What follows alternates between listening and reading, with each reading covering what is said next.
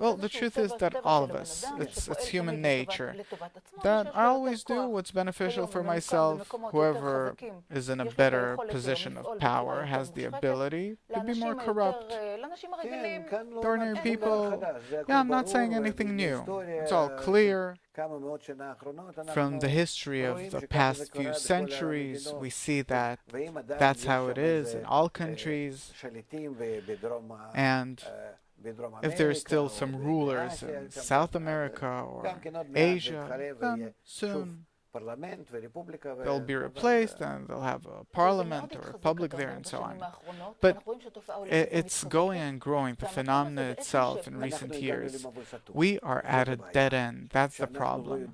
That we don't know how to replace the regime. What's the right kind of regime? And even though that each one of us has inside of him some kind of a depiction of the kind of country that we should have, what is a good, correct, clean kind of country, corrected country. But no one knows, neither the people nor the rulers, even though that they all think that they do know how to do it, no one knows how to do it. And here we need what we call the education of the people, that you can't make the slightest change, neither in society, nor in the people, nor in the country, nor in any of the forms of education or culture, or the relations between people, or the relations between the employee and the boss, unless we change man himself. Meaning we reached a state where we did everything we could. We exhausted everything we had. And we tried to work with our ego in different ways. And all in all, we have no further way to work with it, but only to start correcting itself. Meaning not that I correct the world, the government, the environment, the something, but I have to correct myself.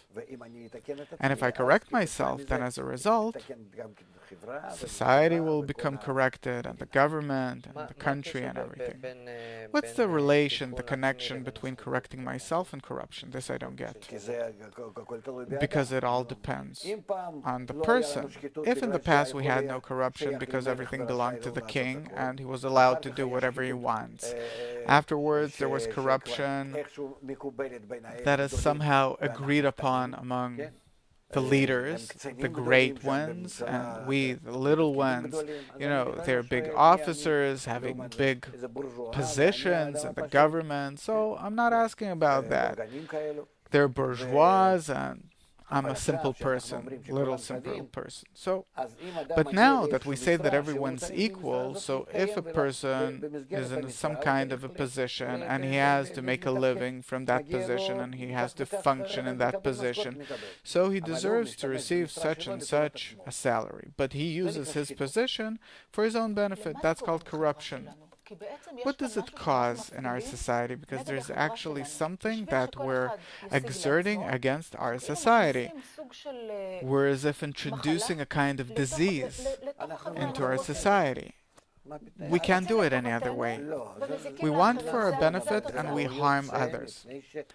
It doesn't work because man is made that way. That's his nature. Until we change human nature, it'll continue this way.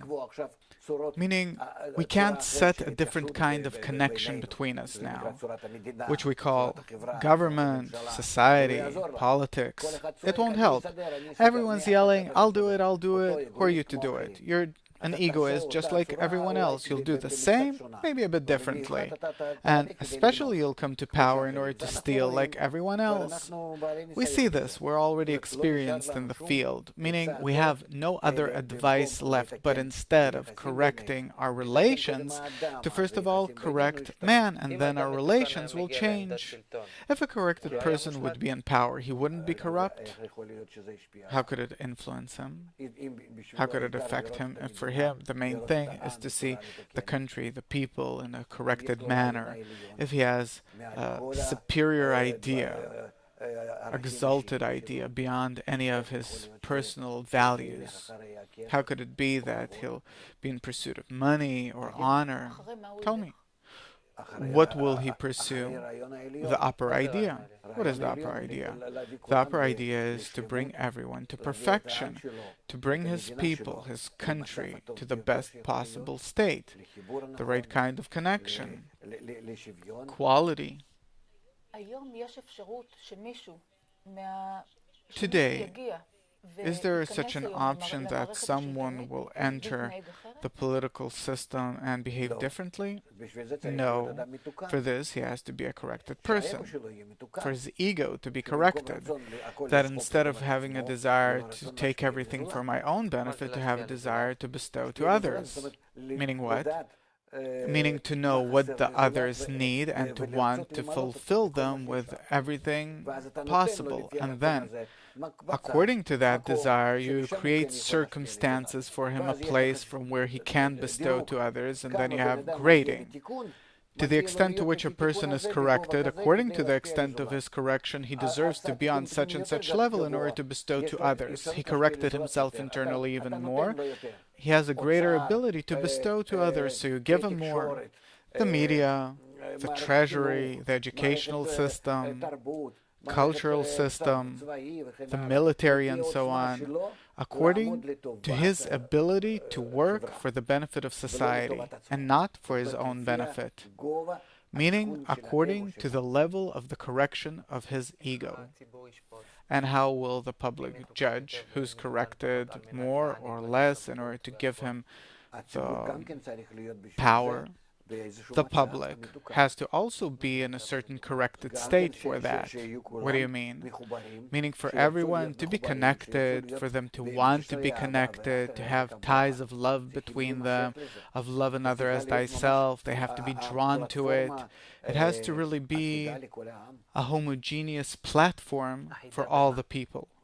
Homogeneous how? An integral education in the wisdom of connection. So you're saying that there can be an uncorrupted regime. Yes, but after the correction, and we're getting there.